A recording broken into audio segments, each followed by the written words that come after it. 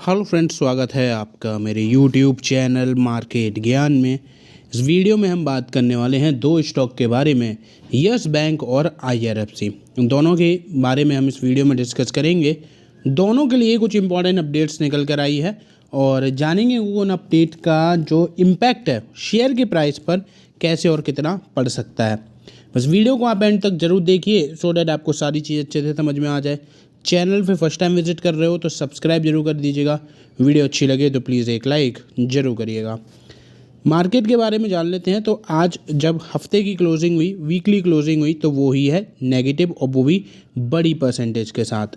जहां सेंसेक्स में लगभग 600 पॉइंट की गिरावट हुई, वहीं निफ्टी में 200 पॉइंट की गिरावट हुई।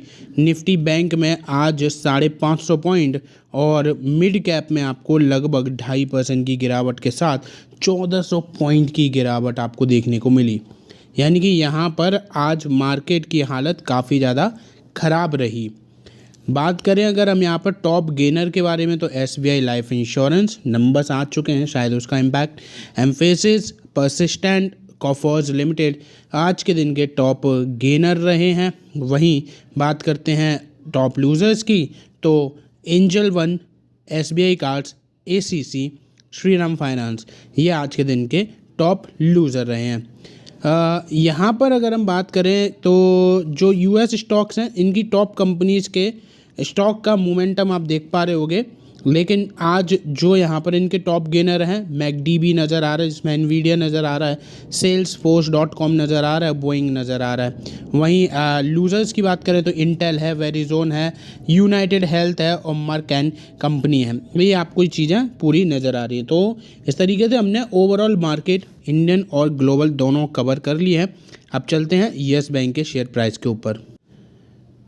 तो कुछ इस टाइप का सिनेरियो आपको यहाँ पर यस बैंक का देखने को मिल रहा है। जो इम्पैक्ट पड़ा था Q4 के रिजल्ट का पॉजिटिवली, वो एक बारी फिर से नेगेटिव हो चुका है। अब देखो यहाँ पर अगर केवल और केवल यस बैंक में गिरावट होती तो लगता कि रिवर्सल आना स्टार्ट हो चुका है, लेकिन यहाँ पर आज ओवरऑल मार्केट में ही गिरावट रही है। तो इस वजह से लगभग 3.5% की गिरावट रही। यस बैंक 17.77 की क्लोजिंग देते हुए नजर आया, जबकि ओपनिंग जो इसकी हुई थी वो हुई थी 18.5 पर।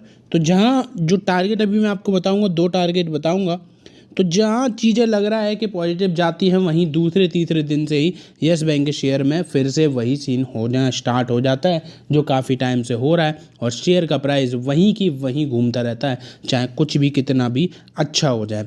अब जहाँ पिछले हफ्ते आपको रिकवरी नज़र आ रही थी और इस हफ्ते आपको वही पूरा कन्वर्ट होते हुए नज़र आ रहा है नेगेटिव में।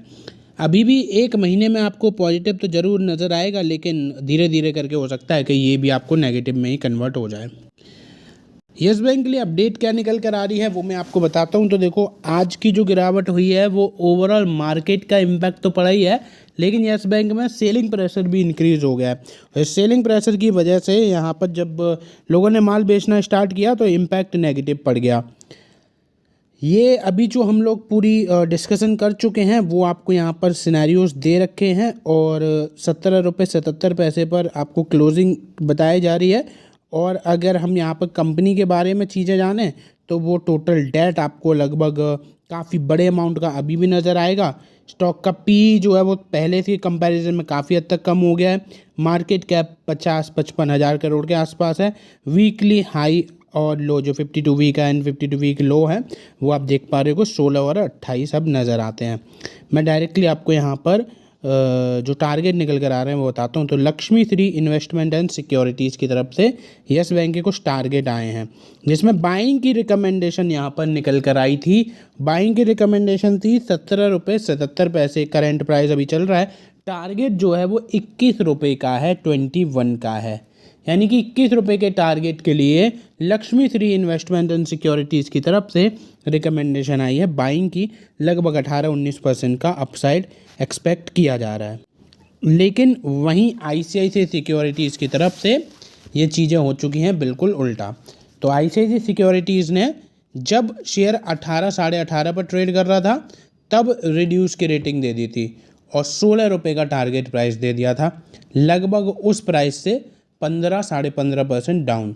तो 4% तो ये ऑलरेडी डाउन हो चुका है जब से इनका ये टारगेट निकल कर आया है। कमेंट में आप बताइए इन दोनों ही फर्म में से किसका टारगेट जो है पहले अचीव होगा, ICICI का या फिर लक्ष्मी श्री का।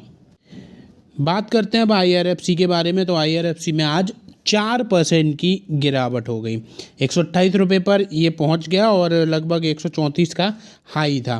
पिछले 5 दिनों में एट पार रहा है, यानी कि हर हफ्ते एट पार का सिनेरियो। महीने में 1% डाउन है, 6 महीने में डाउन है, YTD डाउन है, एक साल में भी अभी ये डाउन हो चुका है। अब 5 साल में आपको 400% के रिटर्न्स नज़र आ रहे हैं, यानी कि शॉर्ट पीरियड में बिल्कुल पूरी तरीके से नेगेटिव, लॉन्ग टर्म में पॉजिटिव नज़र आ रहा है। लेकिन कंपनी के लिए एक अच्छी चीज़ निकल कर आई है, अच्छी न्यूज़ निकल कर आई है। और वो न्यूज़ क्या निकल कर आई है वो मैं आपको बताऊं।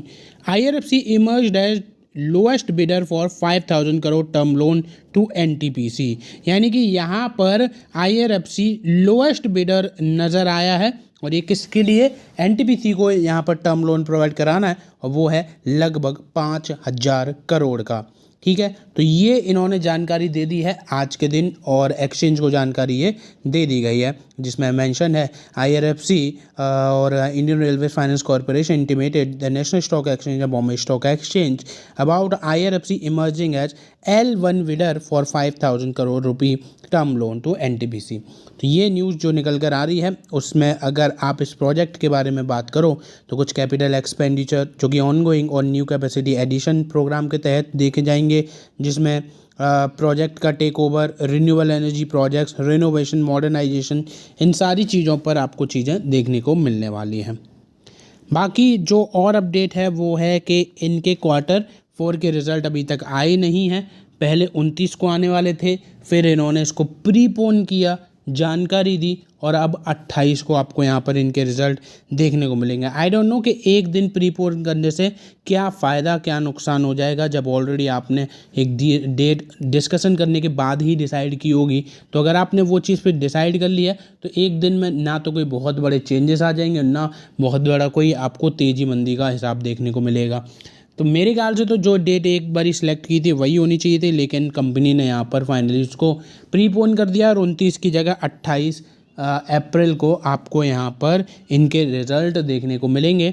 और इस बार ही हो सकता है कि कंपनी फाइनल डिविडेंड का अनाउंसमेंट भी कर दे, लेकिन इस पर अभी भी कोई फाइनलाइजेशन नहीं है। तो ये थी ओवरऑल अपडेट, दोनों ही स्टॉक के बारे में मैंने जल्दी से आपको बता दी। फिलहाल वीडियो में बस इतना ही। वीडियो अगर आपको अच्छी लगी हो तो प्लीज़ एक लाइक ज़रूर कर दीजिएगा। चैनल पे फर्स्ट टाइम विजिट कर रहे हो तो सब्सक्राइब